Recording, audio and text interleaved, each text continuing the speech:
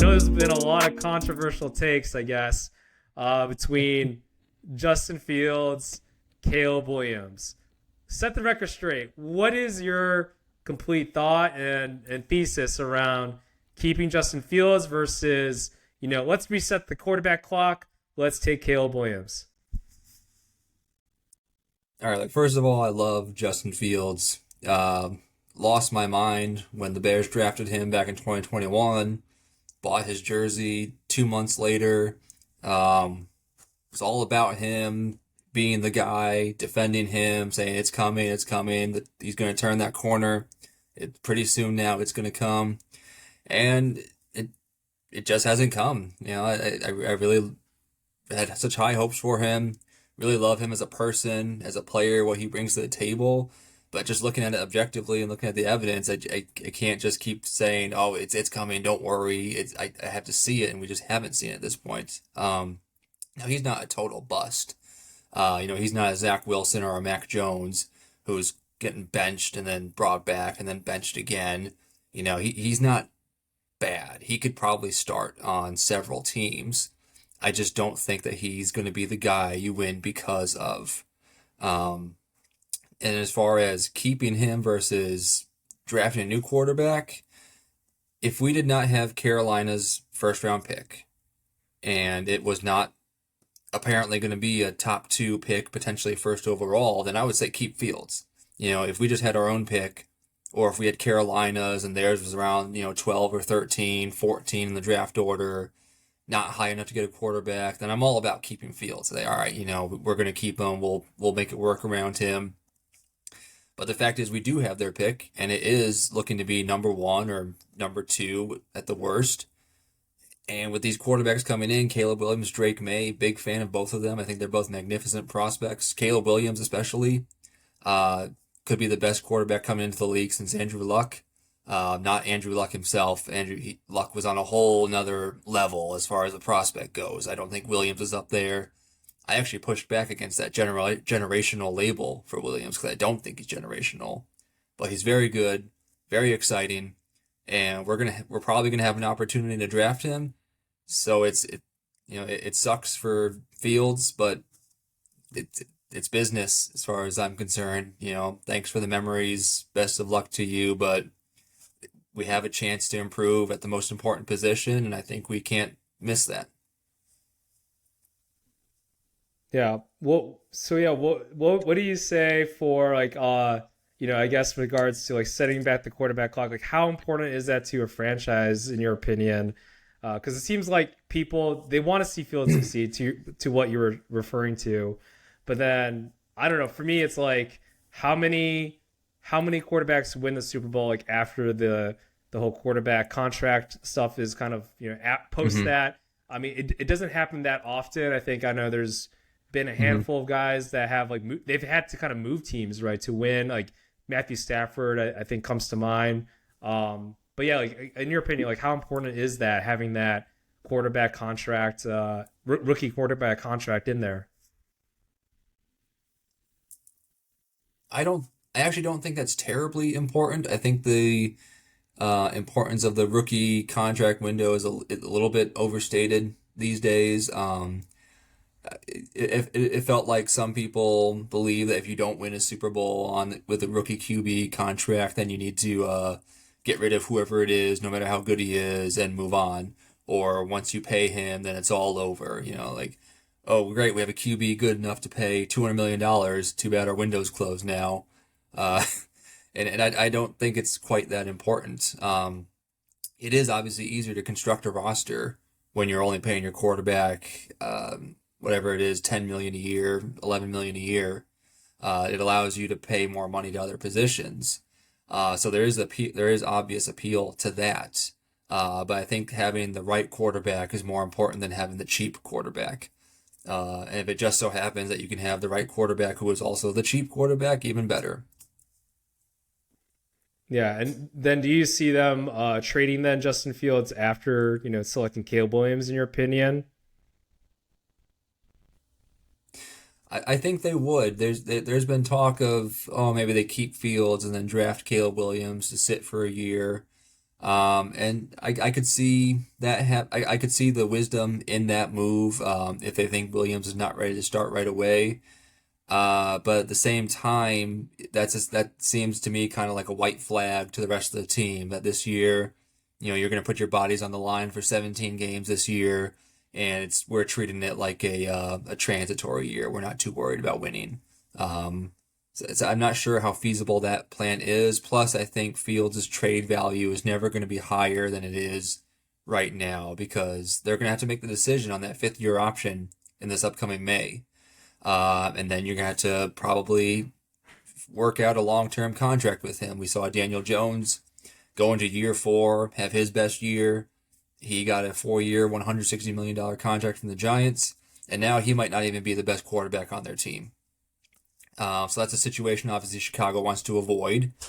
So I think that's something where they're going to trade him now while they can for those good picks, and then hand the keys to the franchise to the next quarterback. Yeah, and from what I'm seeing, if it's anything like maybe the Sam Darnold trade, right, to the Panthers, it looks like we could probably get like a Yeah, second round pick, and maybe like a, some mixture of like a fourth or sixth or maybe third or something like that in there. So yeah, for that this would be upcoming my draft. starting points for a trade talk.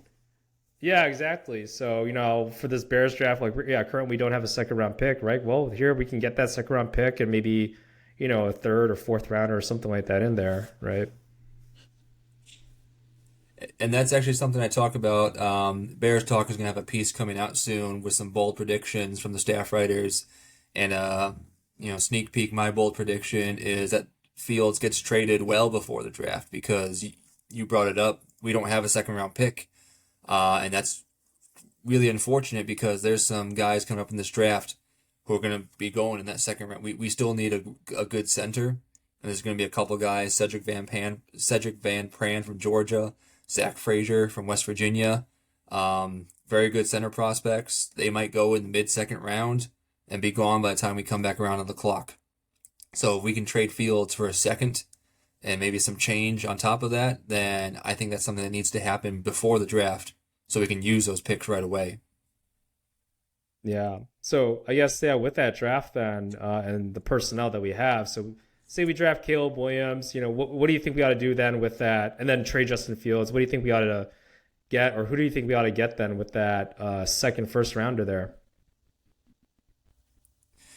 Ultimately, obviously, it's going to come down to where that pick falls. Looks like it's going to be anywhere from 4 to potentially 8 or 9. I don't think we'll get that high in the draft order, frankly, with these last 3 games.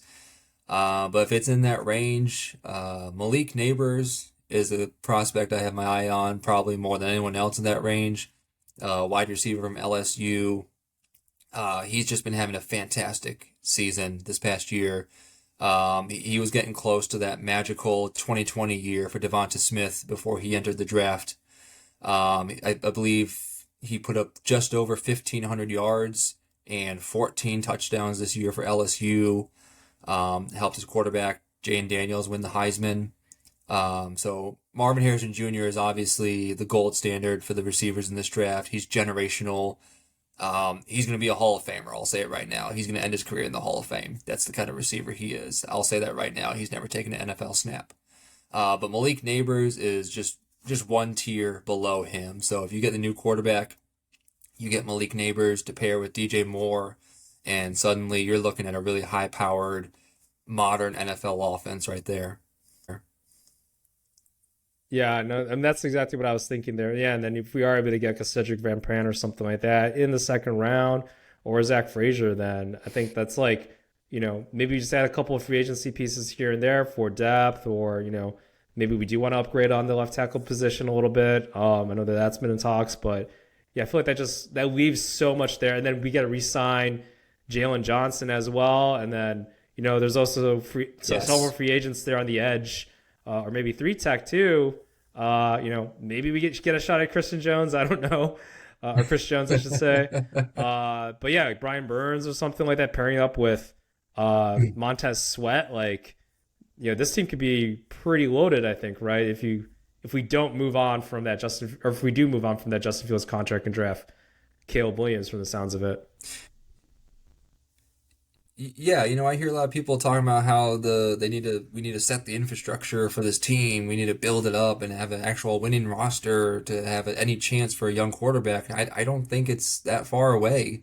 You look at the offensive line. Braxton Jones has been really good this year.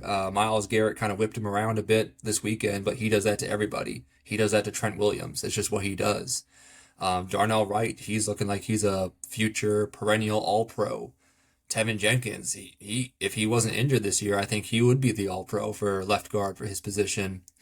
Nate Davis has been fine, not great, not horrible. The center position is really the only one that needs a serious upgrade, and we can definitely do that in this upcoming draft. So you're looking at a potential of like top 12, top 10 offensive line if we draft one of those top centers in the upcoming draft. If you get DJ Moore, Malik Neighbors for your weapons, you got Cole Kmet at tight end. He's top 10 at his position. Roshan Johnson has really been coming into his own as a running back. He helps in the passing game. Honestly, it's one of the best positions. It's one of the best situations a rookie quarterback can land in for the 2024 NFL season. I mean, then the question is about coaching, right? I think most Bears fan, I think it's Mm. consensus, right? For the people that are either on for Caleb Williams or Justin Fields, that there needs to be a shift on maybe the head coaching, but at least offensive coordinator. How do you feel about all that? And do you have somebody in mind for the head coaching position?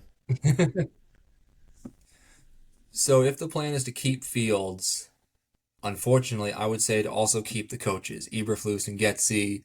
I think bringing in a new regime would only hurt Fields. It's we don't like them necessarily as the coaches. I think they get a little bit too much hate than they deserve. I think Getsy has shown some good glimpses, some good flashes as an offensive coordinator. But if you're keeping Fields, just don't give him another new offense. Don't give him another new coaching staff. I think that would only hurt him more than help him. But if we are moving on from Fields, I would prefer a clean sweep of the coaching staff. The defense has been great, so maybe Eberflus can pitch that to save his job. But it's a results-based business, and the results so far for Eberflus are 8 wins and 24 losses at this point.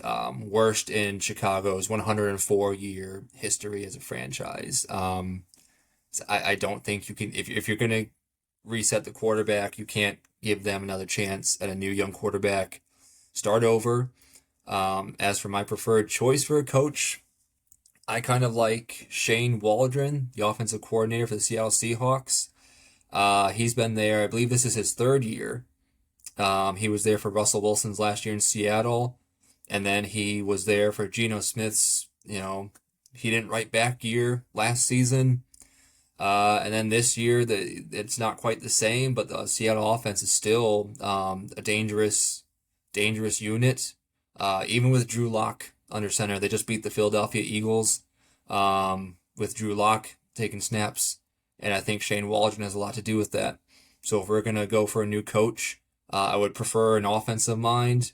And I know Ben Johnson from Detroit is kind of the hot name right now, but I'm leaning more towards Shane. Yeah, I think that's a good pick. And, talk about, I guess, similar play styles, right? You bring in Russell Wilson, Geno Smith. I feel like that's a similar comparison. Maybe, obviously different players, different strengths, but like to Caleb Williams, like I think that makes sense. And I think there's been that consensus of, it'd be preferable to have that offensive mind, right? Because good offensive coaches or offensive coordinators, yeah, when they become, or when a defensive coach, right, maybe wins a Super Bowl or something like that, or has an Yeah, offensive coordinator, they're just gone like the next year, basically. Kind of like with the Bills with Sean McDermott and losing Brian Dable, right? I think the Bills offense took a right. little bit of a dip there, transferring over to Ken Dorsey. But yeah, now they're kind of fighting back there with Joe Brady. And but yeah, like having that transition, it feels like teams take a step back and try to figure things out. Rather as you look at Andy Reid, you keep a little bit of that continuity. I mean, obviously Andy Reid's like one in a million type of coach, but yeah, there's been I think a lot more circumstances there, right? With yeah, you get an offensive minded coach there, and then yeah, you combine that with a veteran defensive coordinator. I feel like that's like the winning combination normally, right? I think we tend to see here in the NFL. But I mean, I think Shane Waldron makes sense.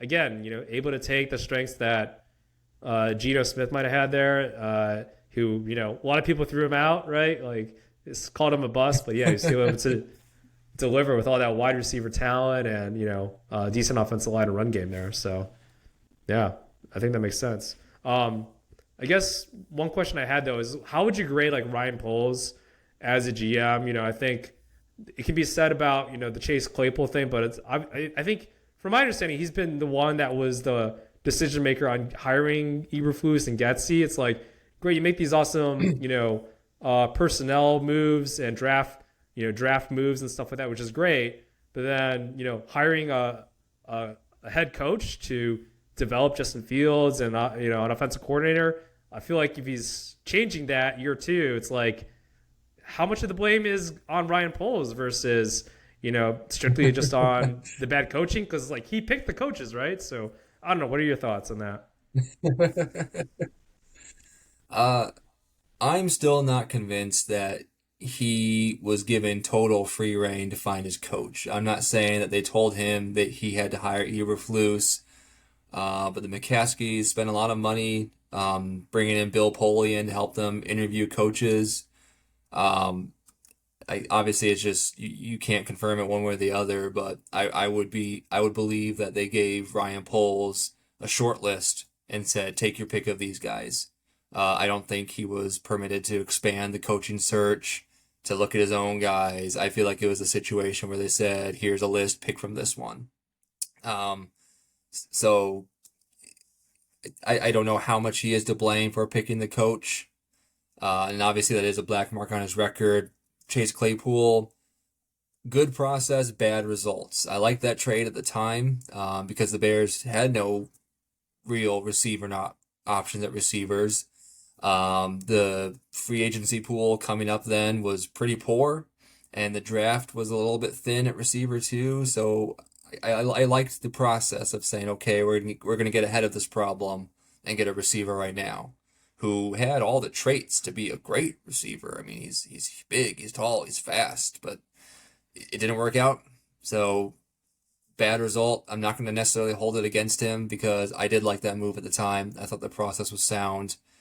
And then the other black mark I give him was the Velus Jones Jr. pick in the third round of the 2022 draft.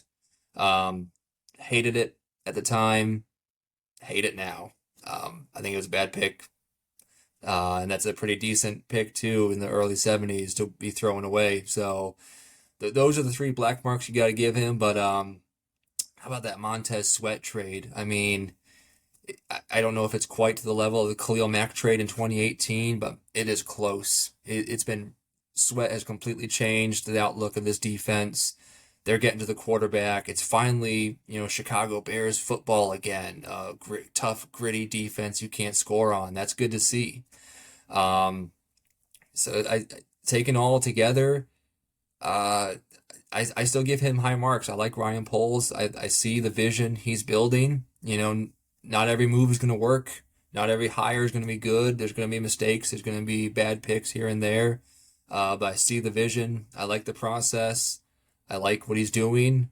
I really hope he extends Jalen Johnson here this upcoming offseason. Before the season, I thought he earned it.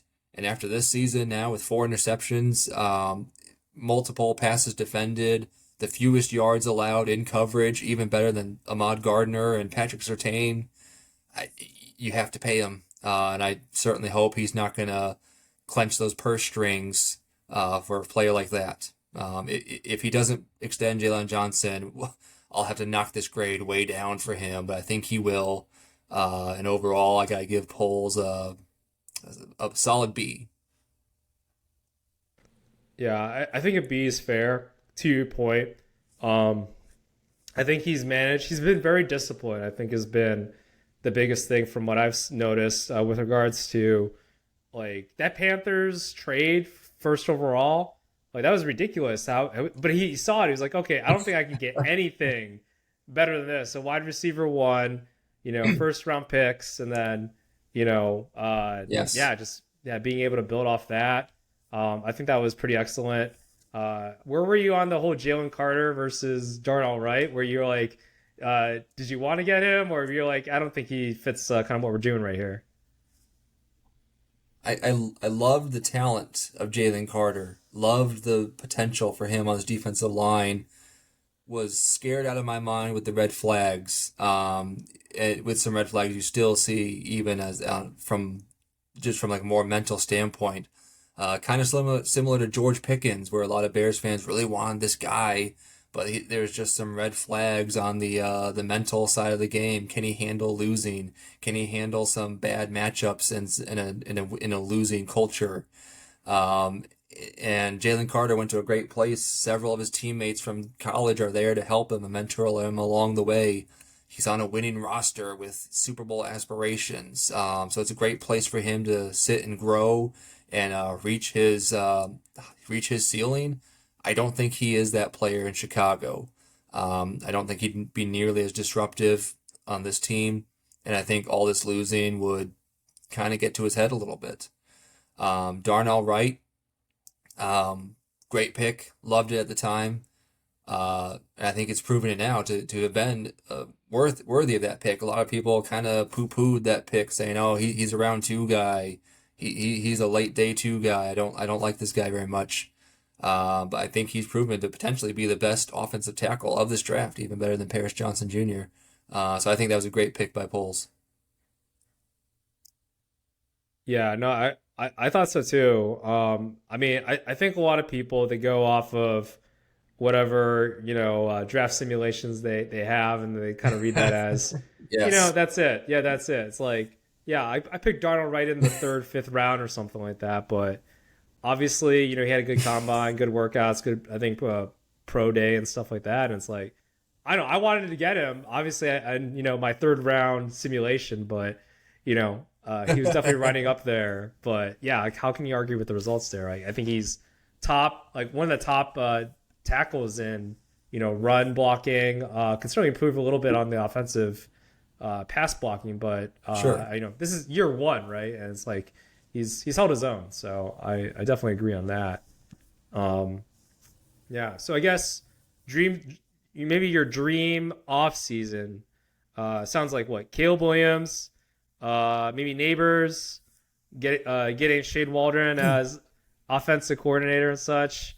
Anything else you want to add for the Bears and maybe this offseason? I know we're talking about the offseason, right? The season isn't over yet, but yeah, what else?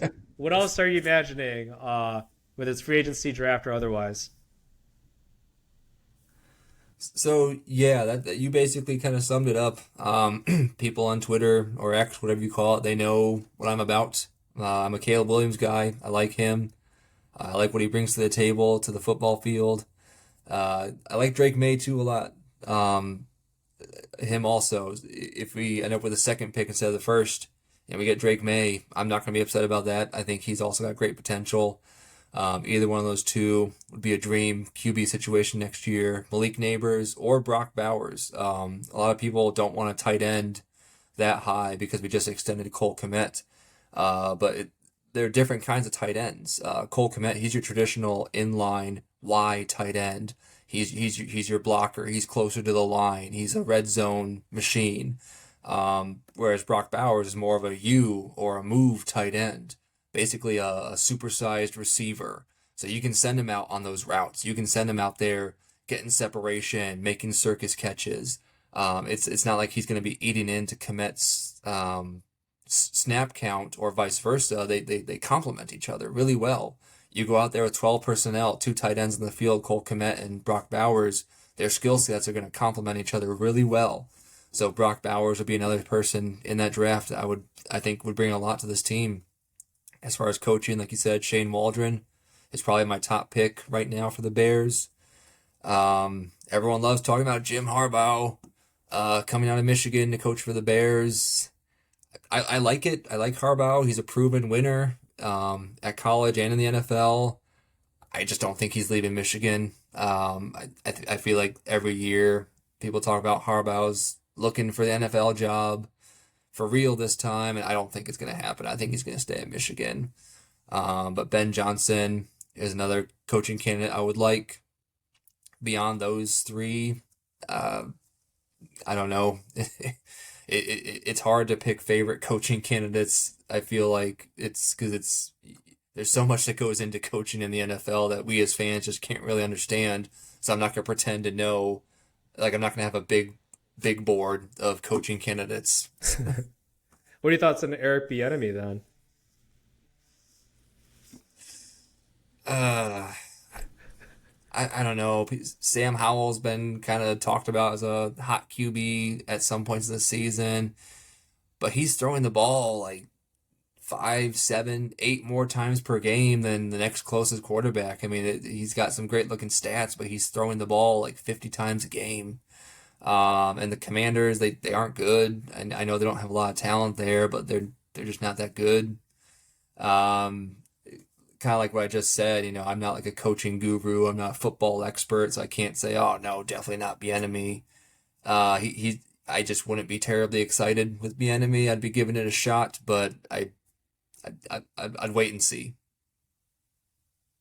Yeah, no, it is hard, and it's like there's got to be a reason, right? Why maybe a lot of these teams are passing on him, and to your point, like is the Washington Commanders offense really that much better? Because yeah, it just seems like almost like the Byron Leftwich kind of coaching candidacy. I think if I were to compare them, just because it always seemed like it's like, oh, Byron Leftwich, like they had Jameis Winston like throw 30 touchdowns. Like yeah, threw like 600 times or whatever. So get 4,000 yards. Odds are he's gonna get like 4,000 yards and whatever Right. passing touchdowns because they don't run the ball. So uh, yeah, I don't know. It is definitely a mixed feelings there, but I do like. Yeah, I feel like Harbaugh would be interesting, but yeah, if I were to bet for sure, it's just I doubt he a leaves Michigan, but then yeah, leaves for the Bears. Yeah, it's hard to say. This isn't Madden where we get to choose our coaches like that. Yeah, it just doesn't seem like the right fit, Yeah. but I don't know. We'll see about all that. With that, any other final thoughts with regards to the Bears? Where how do you think they're going to finish up? What do you want to see from them? I think going into the last couple weeks of the season here. Well, it's hard to pick them to win. They started to reel me back in there. Every week I do my prediction for the Bears game, and I'd sworn off picking the Bears to win. I kept picking the other team over and over again. And then finally I picked them to beat the Browns, and then they did not. So I want to say, oh, of course they can beat the Cardinals, or of course they can beat the Falcons, but it's like, well, of course the Falcons could beat us. Of course the Cardinals could beat us too. Um, I could see us going most likely 1-2 over these final three games, maybe 2-1. Would love to see them beat the Packers. I don't care if it's week 18. I don't care if it hurts our draft pick. I'll never root for the Packers to beat the Bears. I just won't do it. I'm pulling for them this week to beat the Panthers to keep our draft pick there at first overall. But even if they lose that game, then we'll all just laugh at them for losing to the Panthers. So it's a win-win for us Bears fans as far as I'm concerned.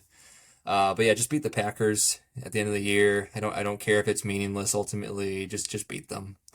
Um, and then and then we can get into the off season officially and start answering some of these questions.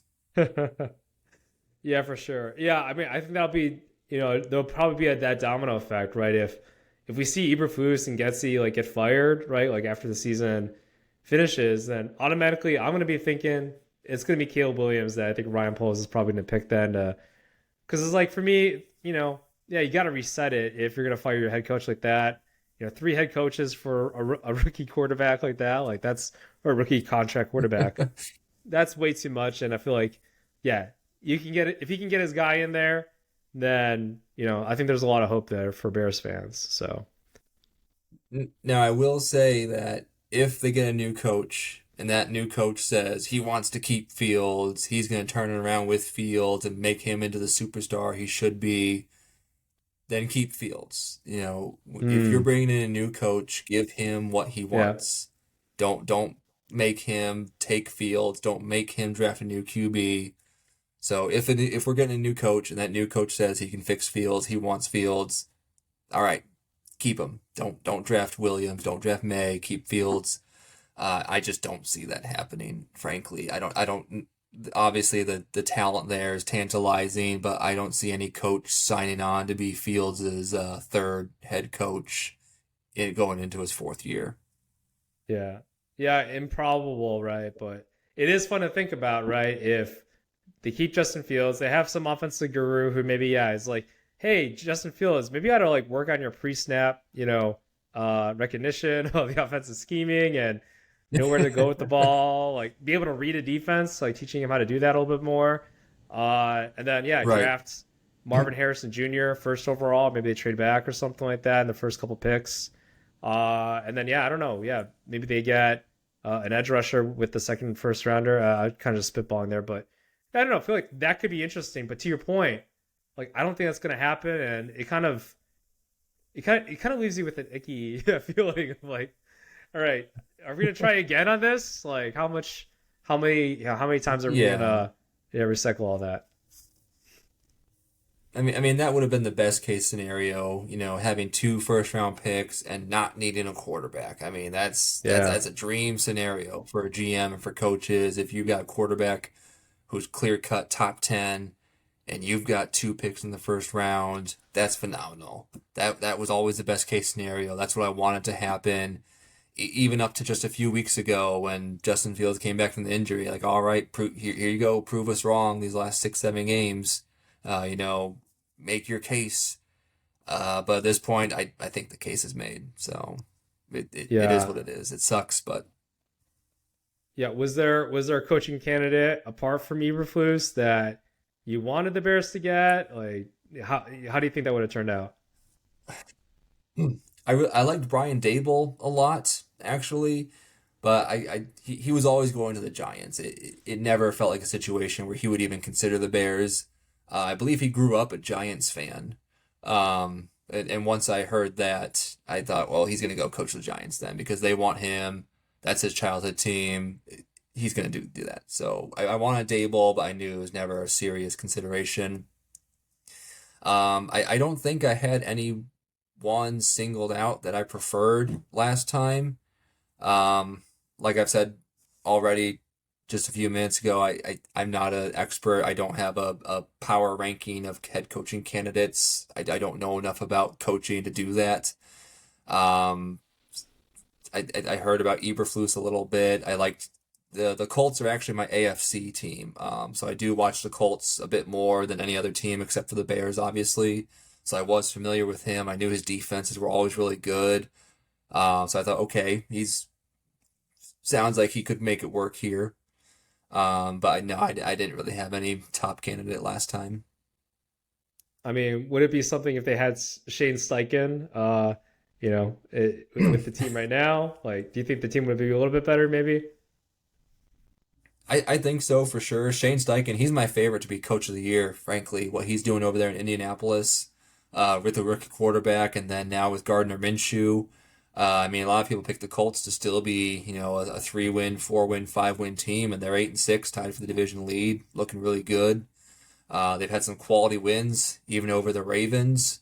They kind of stumbled a bit a couple weeks ago against the Bengals, but yeah, Shane Steichen. I mean, coaching's important, and Steichen clearly knows what he's doing over here in Indy.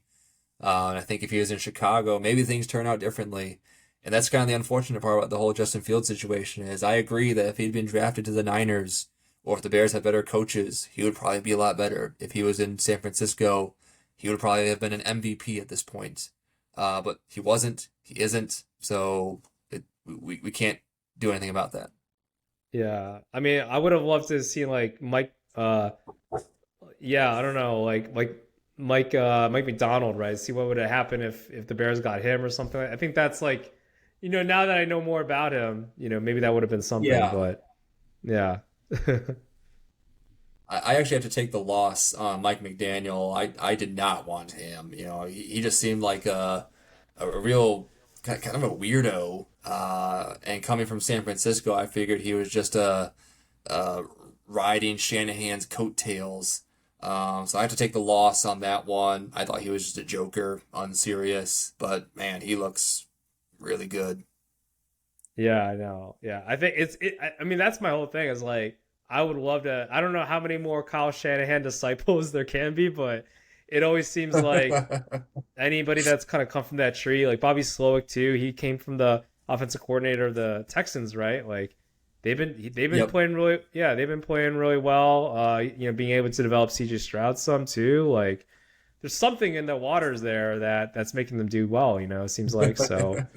I don't know. Yeah, maybe yeah. The Bears can get somebody over there next time here. So yeah. All right. Well, I think that kind of does everything here. Pete, I'll leave you any final thoughts. Where can people find you, etc. Yeah, like you said, I'm on Twitter or X as it's called now. I still just call it Twitter because X is kind of dumb. It's at Pete underscore Martuneac. I do write for Bears Talk. You can find that at the Bears Talk on Twitter or X. And also, like I said, it's headed by Brian Perez, who is Brian Perez NFL on Twitter. So you can follow him as well. He writes some great pieces there. And then bearstalk.com, you can follow us there. Subscribe for premium content, especially with the draft coming up. Brian Perez is going to be working through his scouting reports. He's already got reports out for Caleb Williams, Drake May, and Bo Nix. He's going to have a lot more coming once we get into the offseason. And that's content you're not going to want to miss. Awesome. Well, thank you for joining me, Pete, here to discuss week 16, and then obviously the Chicago Bears. Love having you here. Definitely would love to have more conversations maybe as we approach the draft for sure. It's going to be in Detroit too, right? Like I don't know if you plan on going up there. I might, right? Like get some Slo's barbecue, or I don't know, some I mean, if we have that or first yeah, overall pick, I pizza. might have to Oh consider it. no, I hope because I went to Kansas City. I hope that they for the this past year's trip. I hope they don't We did. trade. Yeah, I hope they don't trade like weeks before because I feel like that would have been awesome if that was like a draft day trade, right? So Yeah, yeah. cool. All right, well, could definitely talk Bears and everything all night, but yeah, this is Wayne, Pete, guest star over here. Thank you for joining us. Feel free to like, subscribe, leave any comments on anything that we've talked about here. Let us know. Yeah, do you think, do you agree with Pete? And then about, hey, keeping Justin Fields versus drafting Caleb Williams. What are your thoughts? With all that, this is Wayne. Pat can't be here tonight, but wish him well. And tune into to next week. We'll talk about week 17 there. So thank you all.